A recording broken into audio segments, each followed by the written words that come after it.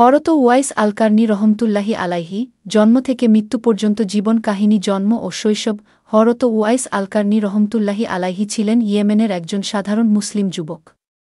তার জন্ম হয়েছিল কারণ নামক এক গ্রামে, যা তখন ছিল গোপন ভালোবাসার এক স্থান। তার মা ছিলেন অন্ধ এবং তিনি মায়ের সেবা করতে অত্যন্ত যত্নশীল ছিলেন। তার পরিবার ছিল গরিব, কিন্তু ইবাদত এবং আল্লাহর প্রতি ভালোবাসা ছিল অঢেল। যতই তিনি বড় হচ্ছিলেন, তার ভিতরে ছিল এক প্রবল আকাঙ্ক্ষা, নবীজি হযরত মুহাম্মদ সাল্লাল্লাহু আলাইহি ওয়াসাল্লামকে দেখা, তার শানে জান্নাত লাভ করা।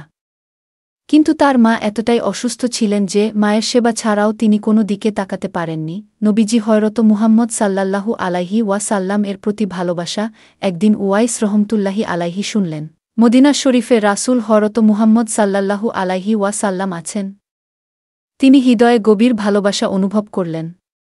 কিন্তু তার মায়ের অসুস্থতা তাকে এ মুহূর্তে আল্লাহর রাস্তায় পুরোপুরি নিঃস্বার্থভাবে নিবেদিত হতে বাধা দিল। মায়ের আদেশে তিনি নবীজির সঙ্গে দেখা করতে পারলেন না। তবুও তার অন্তরে ছিল এক অসীম ভালোবাসা, তিনি মায়ের কথা রেখেই ফিরে এলেন। যদিও তার প্রিয় নবী হযরত মুহাম্মদ সাল্লাল্লাহু আলাইহি ওয়াসাল্লামকে দেখতে পারেননি। এই ছিল তার অতি শ্রদ্ধা ও ত্যাগ, অতিরিক্ত ইবাদত ও আত্মসাধনা। উওয়াইস রহমতুল্লাহি আলাইহি ছিলেন এক অতিপবিত্র ব্যক্তি, যিনি তার সময়ের অনেকের তুলনায় ইবাদত ও ভক্তিতে এগিয়েছিলেন। তার দৃষ্টি ছিল আল্লাহর প্রতি, আর তিনি কখনোই দুনিয়ার মোহে আবদ্ধ হতেন না। একদিন তিনি ভুল করে এক নারীর দিকে তাকিয়ে ফেলেন, কিন্তু তাতেই তার অন্তরে তীব্র অনুতাপ সৃষ্টি হয়। তিনি 3 দিন না খেয়ে না ঘুমিয়ে শুধু আল্লাহর কাছে ক্ষমা প্রার্থনা করেছিলেন। এটা ছিল তার ভয়ের এক অসীম প্রকাশ যে আল্লাহর সামনে তার কোনো গোনাহ থাকা উচিত নয়। নবীজি হযরত মুহাম্মদ সাল্লাল্লাহু আলাইহি ওয়াসাল্লাম এর প্রশংসা, এমনকি নবীজির থেকেও তিনি প্রশংসিত ছিলেন। নবীজি হযরত মুহাম্মদ সাল্লাল্লাহু আলাইহি ওয়াসাল্লাম একদা সাহাবীদের বলেছিলেন, তুমি যদি উওয়াইস আল কারনী রহমতুল্লাহি আলাইহিকে দেখো, তার কাছে আমার সালাম পৌঁছাও। এটি ছিল সেই পবিত্র সম্পর্কের পরিচায়ক, যে সম্পর্ক এক মুহূর্তের সাক্ষাৎ ছাড়াই হৃদয়ে বিরাজ করে। উমর রাদিয়াল্লাহু আনহু ও আলী রাদিয়াল্লাহু আনহু এর সাথে সাক্ষাৎ। হযরত উমর রাদিয়াল্লাহু আনহু ও হযরত আলী রাদিয়াল্লাহু আনহু একদিন উওয়াইস রহমতুল্লাহি আলাইহিকে খুঁজে বের করেন। তারা যখন তাকে খুঁজে পেলেন, তখন তারা তার সামনে গিয়ে দাঁড়িয়ে বললেন, তুমি হুয়াইস? তিনি বললেন, হ্যাঁ, আমি হুয়াইস। এছাড়া তারা তাকে বলেন, আমরা রাসূল হযরত মুহাম্মদ সাল্লাল্লাহু আলাইহি ওয়াসাল্লাম এর পক্ষে তোমার জন্য দোয়া করতে এসেছি। তিনি আবার বলেন, আমি তো শুধু এক সাধারণ বান্দা, আর আমাকে দোয়া করার জন্য তোমরাই শ্রেষ্ঠ। এটা ছিল তার অত্যন্ত নম্রতা ও বিনয়। সিফিন যুদ্ধে অংশগ্রহণ ও শহীদ হওয়া।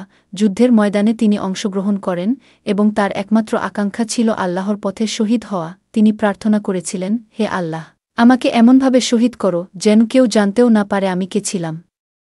এই ছিল তার অত্যন্ত গোপনীয়তা ও নিঃস্বার্থতা, যে তার শহীদ হওয়াটাও ছিল এক নিবেদন। অবশেষে উওয়াইস রহমতুল্লাহি আলাইহি শহীদ হন এক নিঃশব্দ যুদ্ধে।